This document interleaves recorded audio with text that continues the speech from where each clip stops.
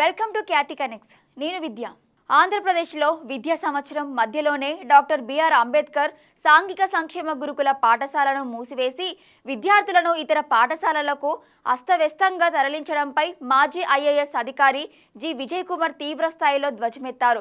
తిరుపతి, కోట, తాడికొండ, మేఘాద్రిగడ్డ గురుకులాల మూసివేతతో వేలాది మంది దళిత విద్యార్థులు తీవ్ర ఇబ్బందులు పడుతున్నారని ఆవేదన వ్యక్తం చేశారు. రాష్ట్ర అసెంబ్లీలో ఎస్సీ, ఎస్టీ రిజర్వాయర్డ్ స్థానాల నుంచి గెలిచిన 29 మంది ఎమ్మెల్యేలు ఇంతటి తీవ్రమైన ప్రజా సమస్యపై నోరు మెదపకపోవడం దారుణమని విమర్శించారు. ఒకే గదిలో 100 మంది విద్యార్థులు, ఒకే వాష్రూమ్ను 70 మంది ఉపయోగించాల్సిన దుర్భర పరిస్థితులు నెలకొన్నాయని నిలదీశారు. ఆంధ్రప్రదేశ్లో విద్యా సంవత్సరం ప్రారంభమైన తర్వాత అర్ధాంతరంగా 3 కీలక రెసిడెన్షియల్ గురుకుల పాఠశాలలను మూసివేయడంపై తీవ్ర దుమారం రేగుతోంది.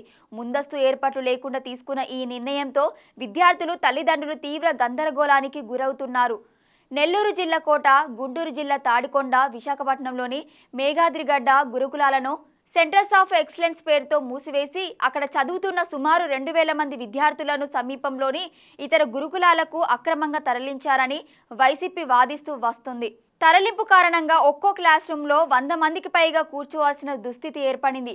ఒక్కో వాష్రూమ్ను 60 నుంచి 70 మంది విద్యార్థులు ఉపయోగించాల్సి వస్తుందని, ఉదయాన్నే కాలకృత్యాలు తీర్చుకోవడానికే తీవ్ర ఇబ్బందులు పడుతూ విద్యార్థులు నిద్రలేమికి గురవుతున్నారని వాపోతుంది. కొత్త విద్యార్థుల రాకతో బల్లలు సరిపోక కొత్తవారు నేలపై, పాతవారు పైన కూర్చునే పరిస్థితి తలెత్తాయి. దీనివల్ల తరలించిన 2000 మందితో పాటు ఇప్పటికే అక్కడున్న మరో 2000 మంది, మొత్తం 4000 మంది విద్యార్థుల విద్యా ప్రమాణాలు, సౌకర్యాలు దెబ్బతింటున్నాయని ఆవేదన వ్యక్తం చేశారు. రాష్ట్ర శాసనసభలో 29 మంది ఎస్సీ, ఎస్టీ రిజర్వాయర్డ్ ఎమ్మెల్యేలు ప్రాతినిధ్యం వహిస్తున్నప్పటికీ ఇంతటి దళిత విద్యార్థుల సమస్యపై ఒక్కరు కూడా నోరు విప్పకపోవడం దారుణమని మండిపడ్డారు. చదువుకున్న నాయకులు ఉన్నప్పటికీ మాట్లాడే స్వేచ్ఛ వారికి లేకుండా పోయిందని విమర్శించారు. కోట గురుకులం వద్దకు స్వయంగా వెళ్లి ఒక రోజంతా ధర్నా చేసి సమస్యను వెలుగులోకి తెచ్చిన పాశం సునీల్ కుమార్ ఒకరైన ధైర్యంగా మాట్లాడారని, మిగిలిన ప్రజాప్రతినిధులు ఎందుకు స్పందించడం లేదని ప్రశ్నించారు. రిజర్వాయర్డ్ కోటాలో గెలిచిన ఎమ్మెల్యేలు, ఎంపీలు చట్టసభల్లో దళితుల సమస్యలపై, ఎస్సీ, ఎస్టీ సబ్ప్లాన్ నిధుల మళ్లింపుపై ఎంత సమయం మాట్లాడారో రికార్డులు తీసి చూపించాలని సవాలు విసిరారు. సొంత పార్టీల అధినేతల ఆదేశాలకే పరిమితమై ప్రజా గొంతుకగా మారకపోతున్నారని దుయ్యబట్టారు. రాష్ట్రంలోని ప్రధాన పార్టీలను ప్రైవేట్ లిమిటెడ్ కంపెనీలుగా ఆయన అభివర్ణించారు. పార్టీలు బీసీ, ఎస్సీ పునాదులని ప్రచారం చేసుకుంటున్నప్పటికీ అధికార పగ్గాలు, నిర్ణయాధికారులు మాత్రం కొద్దిమంది వర్గాల చేతుల్లోనే కేంద్రీకృతమై ఉన్నాయని విమర్శించారు. నాడు దామోదరం సంజీవయ్య ముఖ్యమంత్రిగా 2 సంవత్సరాల్లోనే అద్భుతమైన సంస్కరణలు తెచ్చారని గుర్తు చేశారు.